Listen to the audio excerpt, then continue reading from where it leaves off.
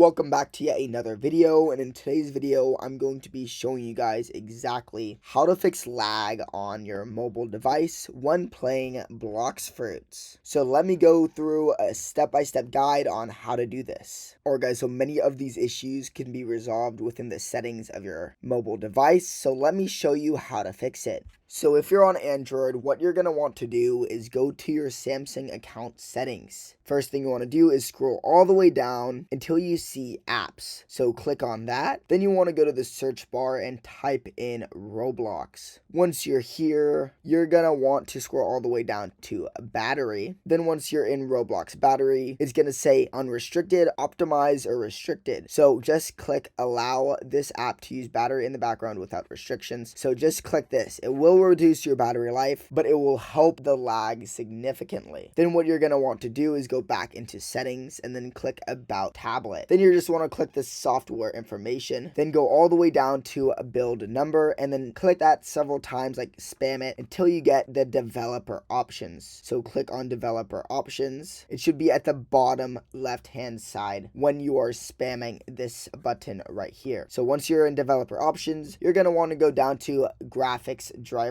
So change graphic driver settings. Scroll all the way down until you see the app Roblox. So it is currently on default. So to change it, you want to click it and then click system graphics driver. So this will allow the game to use much more of the graphics on your mobile device. Then what you're going to want to do is go back into settings until you see all these window animation things. So just put all of these to 0.05x. So just keep it like that and then change it to a 0.5. Then what you're going to want to do is turn on tethering hardware acceleration. This will also help your lag a lot. Then you can join back in your game and you can also hit escape, click settings, and then make sure your graphics mode is on manual and then bring it all the way down to help a lot as well. You can also turn on reduce motion, which will also help. If this video helped you, make sure to subscribe. But for now, goodbye. Peace out, guys.